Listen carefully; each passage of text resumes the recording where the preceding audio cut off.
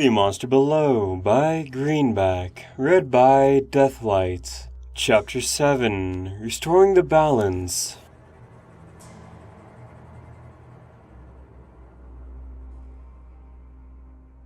I was too tired to reach the bedroom, so I instead passed out on the floor. The next thing I knew, someone was pounding on my door.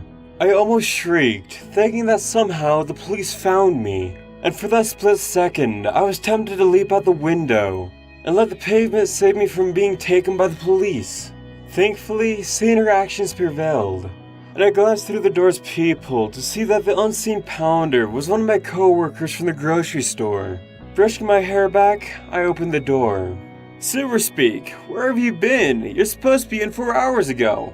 In the chaos of escaping the police and getting home, I had forgotten that I was supposed to go to work the following day. "Sorry," I said. "Late night party." "You too. Well, you better get down to the grocery store lickety-split." I want nothing more than to go back to sleep. "Can someone else come in?" "No, we're short-handed enough as it is. I'll tell the boss that you'll be there in an hour." Pressed for time, I could only take a few minutes to shower, followed by throwing every shampoo and conditioner into my hair and skin to make both as presentable as possible. But even in my clean uniform, there was no hiding the fact that I was in no way presentable working among the public, and my boss wasn't happy. Assuring him that I wouldn't go to any more late-night parties, I headed out onto the floor. But curiosity compelled me to ask me why we were short-handed. "You mean you haven't heard? Something happened at the library last night. Some of your coworkers saw things and are apparently giving details to the police. I don't know all the details yet, but whatever happened, it's big. Boy, if someone tries stealing something from there, he's screaming to catch him." From what I've heard, pretty much the entire police force is out looking for him. Whistling, my boss went back to work, unaware of how close I came to having a heart attack. I tried to ignore what my boss said, figuring he was just blowing things out of proportion, as he was adept to do. I kept telling myself that as I went home, reassuring myself that there was nothing to worry about, and that when I woke up, everything would be fine. Waking up the next morning, I had no idea I was beginning the worst day of my life at that point. It began with me heading to the lobby to get the morning paper, and almost faint upon seeing it. The entire front page was running a special on an attempted break-in in the library's forbidden section. The article reminded the reader that the forbidden section held the most dangerous and powerful manuscripts outside of Canterlot. The writer helpfully pointed out that only a mad pony, or someone bent on conquest, would be insane enough to break in. I came close to a heart attack several times as I went through the articles, reading statements from the police, the librarian, and what few eyewitnesses there were. They all agreed that an earth pony had snuck into the library, but no one had any idea who it was, as his or her face had been disguised. A few late-night partygoers had seen a pony running through the streets in a black suit, but no one had seen where the pony had gone. The police, the article continued, were searching for the guilty pony, but noted that the thief had stopped to save the library guard from being crushed, and thus, he or she was likely not a menace to the public at large. Still, they needed to find who had done it, and security was now being tightened, and additional magical protections were being permanently installed to ensure that no one could sneak into the forbidden section again. After reading the paper, I was sorely tempted to cut loose and shriek in utter terror. But I didn't have time for that. Time itself was running against me. I needed to get rid of any evidence that can point to me, and fast. Desperation guided me as I raced back to my apartment, locked the doors, closed the curtains, and began to destroy any evidence leading me to the library. With the speed of a pony possessed, I got my night vision goggles and took them apart, reducing everything to tiny shreds of plastic, metal, and shattered glass. Then came the smoke grenades, turning on the fan for the stovetop and puncturing the corner of each can, letting the smoke get sucked away. Within half an hour, all the grenades were empty. I then used the cutting tool to tear them into thin slivers of scrap metal. Tossing a few logs into the fireplace, I started a fire. The sneaking suit was cut into hundreds of tiny pieces and tossed into the flames, where they were burned away to ash, along with a belt. My face paint came next, then the poncho, and the saddlebags. I couldn't leave any trace of what I had done. No hoof prints, no trace of DNA, nothing. And when all was turned to ash, all that remained was the cutting tool. Demolishing it was out of the question, so after I unscrewed all the pieces, I threw them into a bag with the remains of the goggles and the grenades, and then headed out to one of the more remote piers, where, after making sure no one was watching, I emptied the bag into the water and watched the pieces of metal sink from sight, the turbulent waters washing them away. All the evidence of my transgression was gone. Everything I had worn or used was either burned away or committed to the deep. Only then did my shaking stop and my heart slow down to a normal beat. As the storm raged outside, I took a hot shower, letting the near scalding water relax me, imagining it to be washing away my mistakes, letting them flow into the drain as if they had never existed. As I dried myself off and combed my mane, I felt good. With any luck, I could go about my daily life and no one would ever suspect me of being the thief. Then I realized that there was someone who could, the librarian. My knees gave out. Only a fast grab of the counter kept me from falling. With all the time I spent in the library going through the books of magic and alicorns, it wouldn't take a genius to add 2 and 2 together and put up a good case that I was the thief. It wasn't long before my shaking came back, accompanied by my racing heart and fast, panicked gasps as my mind put all sorts of horrible situations together. She would tell the police about me. They'd come interview me, and I'd crack and go to jail. Or worse, she'd suspect that I was the perpetrator. But without any proof, she'd have to see what I would do. If I stayed away and never came back, that would look suspicious. But if I came back, she'd figure that I was only trying to draw suspicion away from me by acting innocent and dumb. And she'd realize that it really was me who had done it. And then she'd tell the police, and everything would be so screwed up. The rest of the afternoon was trying to find a way out, yet finding none. It always kept coming down to the librarian. Eventually, I'd have to deal with her one way or another. Killing her and dumping the body was out of the question. I wasn't that desperate. I just had to show her that I wasn't the pony who broke in. But for the life of me, I couldn't figure out how. Fear and dread have a way of helping you see situations you haven't thought of before.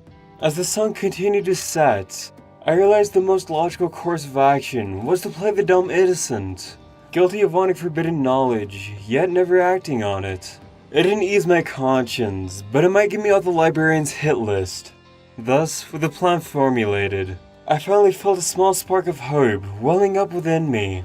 I gathered up my library books, figuring that returning them would prove that I wasn't the perpetrator. After all, a thief never returns to the scene of the crime so soon after a botched job. As I head to the library the following morning, I went over my possible responses to the librarian's inavailable questions and accusations. My main theme would be yes, I wanted to get in, but I wasn't desperate and stupid enough to want to do something illegal. With renewed confidence, I got off the subway and entered the library, having to pass by 2 guards at the door. But they weren't mindless brutes of some renegade company, but royal guards from Canterlot. The princesses had apparently heard of the break-in, and were taking any chances about the perpetrator trying again. Gulping, I headed past the guards, who didn't give me a second look.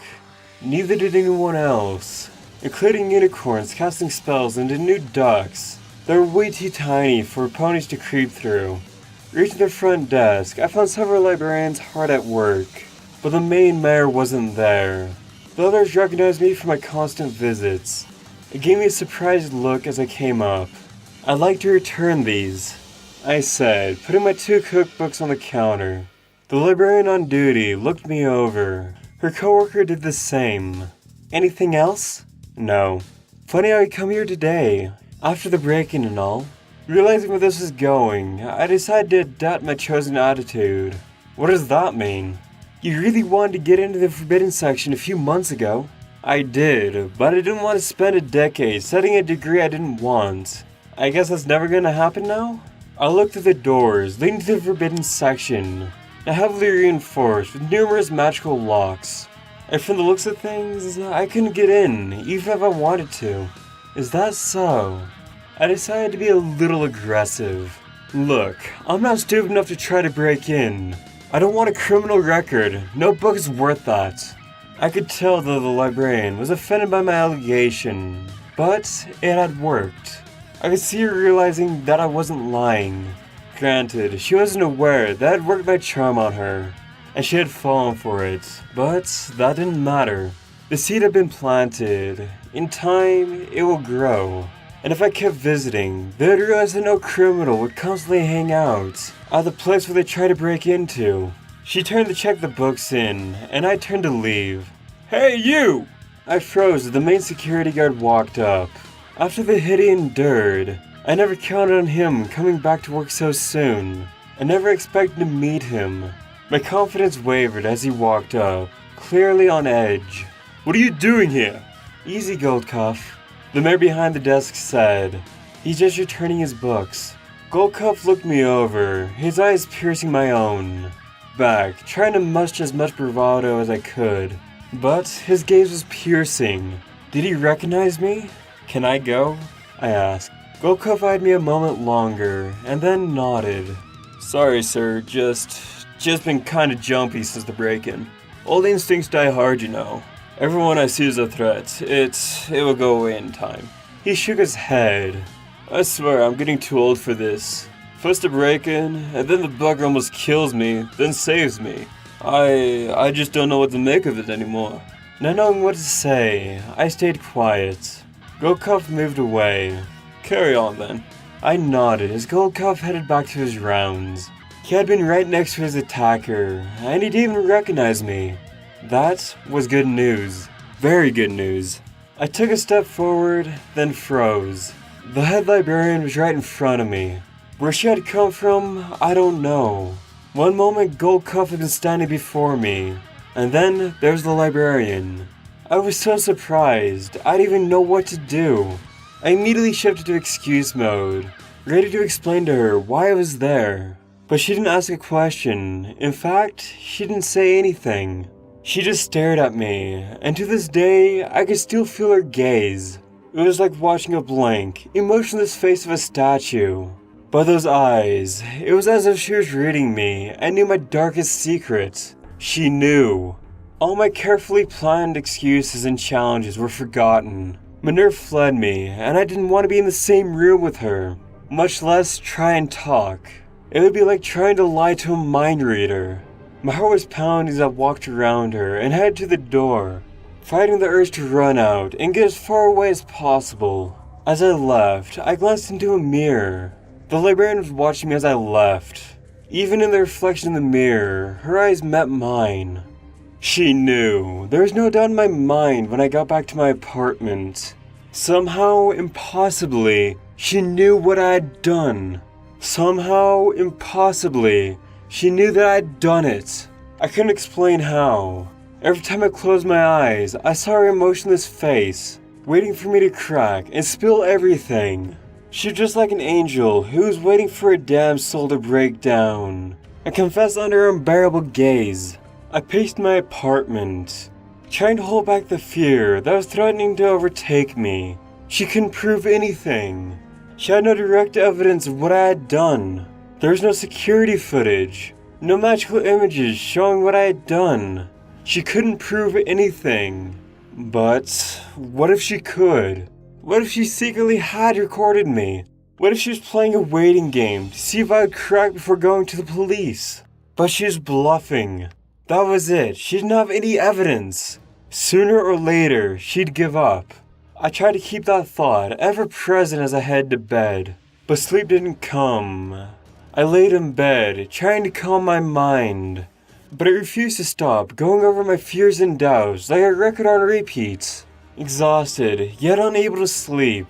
The hours went by like molasses creeping down an icy slope in the dead of winter. The sun's rays eventually crept through the window. I barely noticed it. Yet somehow, among the blurry haze that was my mind, I realized that the best way to stop the librarian was the same method that I originally planned. Act as if I had nothing to do with her break-in. and were annoyed that you had been accused of doing so. The librarian's bluff wouldn't get me. Despite being exhausted, I managed to head to work. I put on my usual cheerful demeanor and helped customers find what they were looking for, all while listening to the mayors and colts gossiping about the break-in. No one could remember the last time such a thing happened, and many were afraid that there was some dangerous criminal at work, eager to use magic to overthrow the princesses and take over. Some whispered that it had been a rogue changeling, or more elderly customers were sure that it was King Sombra, Tarek, or even Nightmare Moon. I'm not sure who it was or what they wanted. I reassured the old mayor, but I'm sure that everything's going to be alright. No it won't, she yapped. You'll see, this is proof that Equestria's going downhill. It's those griffins, I always knew they were up to no good. They're trying to take over and steal our jobs. You know they are, admit it! The next few days followed the same pattern. I went back to the library and checked out 2 more books. I wasn't going to read them, but the act of checking them out would show the librarian I wasn't afraid. After all, would a criminal really keep going back to the scene of the crime? Eventually the hullabaloo about the break-in died down. Poems went back to life as usual, and the headlines turned to other matters. Yet, the police continued to search for the culprit despite the lack of leads. It was an order from the princesses, they explained. Such a break-in was a serious matter. Until they caught the culprit, they would continue their search. I chuckled upon reading that. What leads did they have to go on? Nothing. And what could the librarian do about me? Nothing. After all the complaints the library was getting regarding the security. She wanted the culprit to be caught so things would go back to normal. If she had evidence, she would have turned it in by then. I should have felt safe, but I didn't. Despite my bravado and my constant upbeat thoughts about how I'd gotten away scot-free, I couldn't forget the librarian's gaze.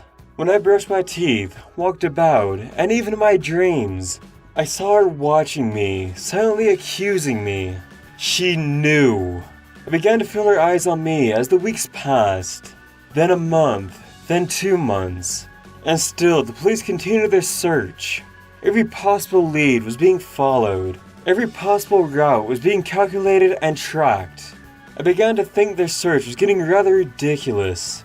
I mean, what were the odds that the thief was going to break in again? Yet, they kept going. They kept up their damn investigations. They wouldn't go away.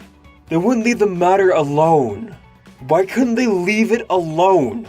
At one point, I realized someone was watching me at work. I was sure of it. I could never prove it, but I felt their gaze. Yet, every time I looked, there was no one there, or a guest searching for something. During my breaks, I would stay in the break room and look through a tiny hole I carved into the wall, on the hunt for whoever was hunting me. It was the librarian, I knew it was. She was spying on me and trying to make me crack. I had to stay vigilant. I was being watched in the streets. It was hard going out in public. I couldn't escape the librarian's gaze. The police remained vigilant, never stopping or harassing me, but I saw them watching me. I bought my first lock. It wasn't much. Just a simple deadbolt I installed on the inside of my door. I realized that if I propped a chair underneath the handle, that'd make it even harder to get in. But if one chair worked, why not another lock to add to it? They might have watched me from the outside, but they couldn't get me in my apartment.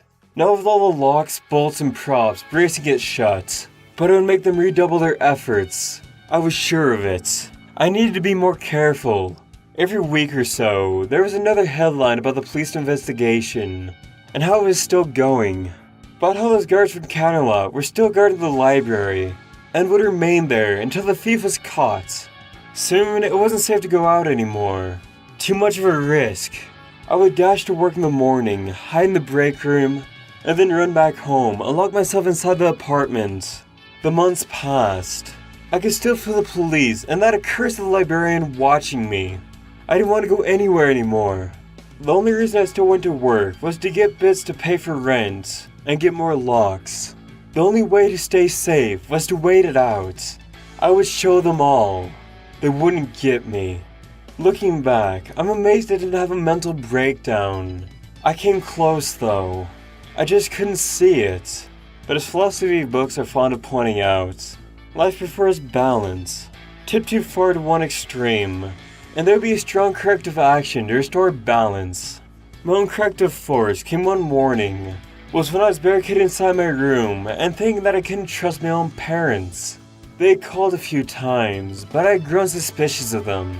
What if they were in league with the librarian, and was out to teach me a lesson by waiting until I cracked? Shame on you, son, they'd tell me when visiting in jail. Why did you do such a bad thing? No, I couldn't trust them anymore.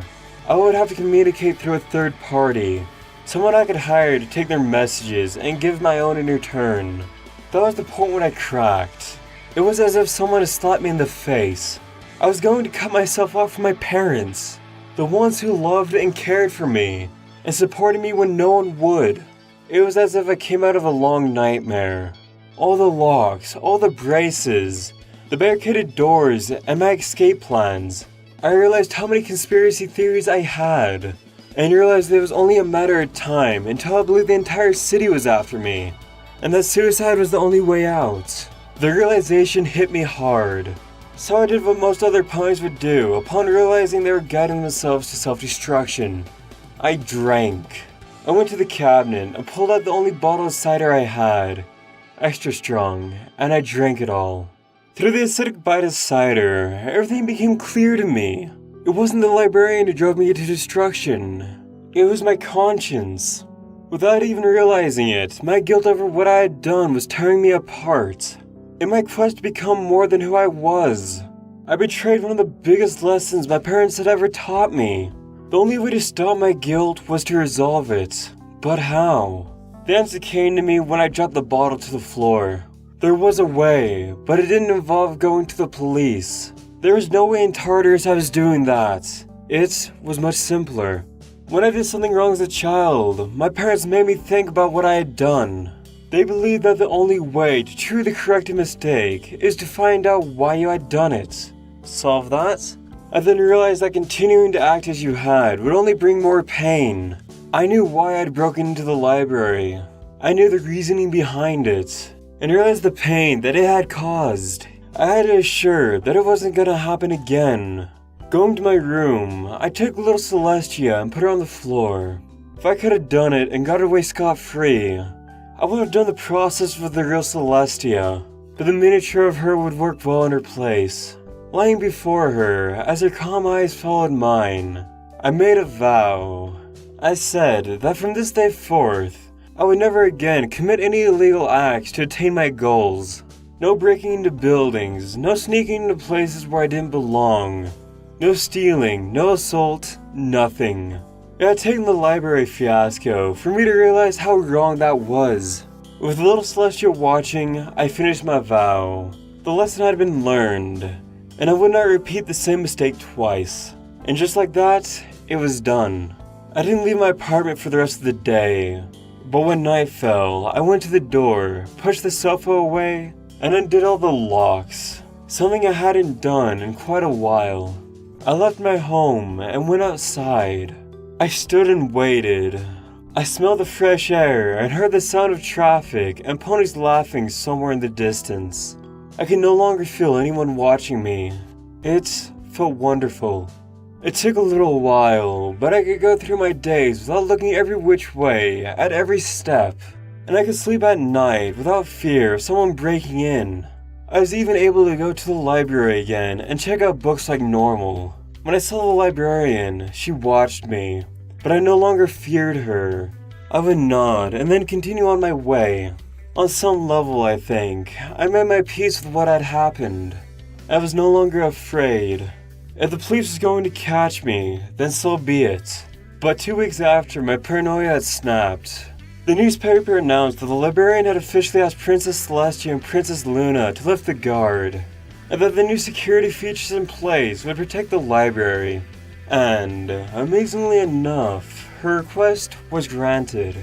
The guards left. The library returned to normal, and even the police declared the case closed, though unsolved, as they had found no leads after their months of searching.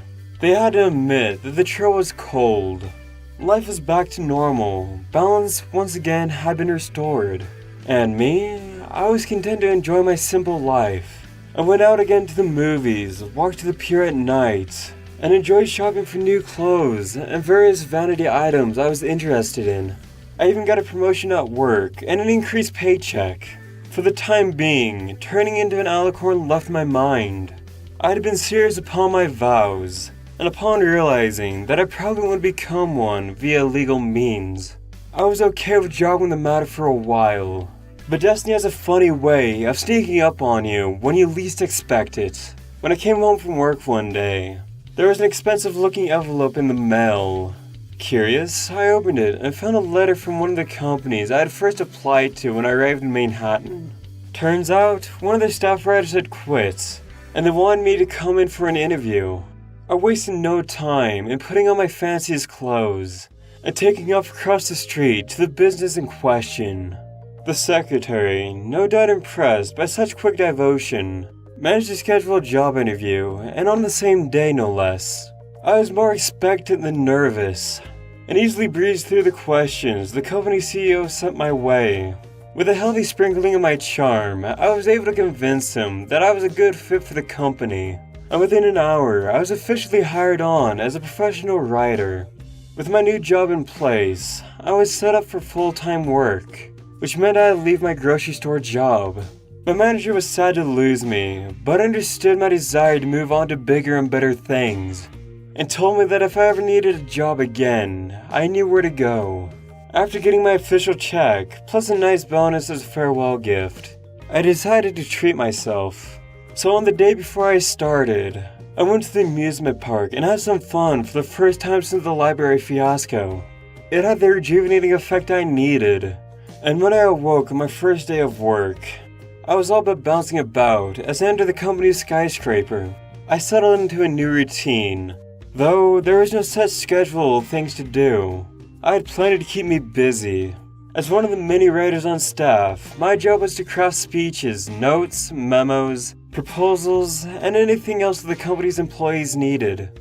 I wrote press releases, newsletters, and company memos for upper management too busy or too lazy to do so themselves.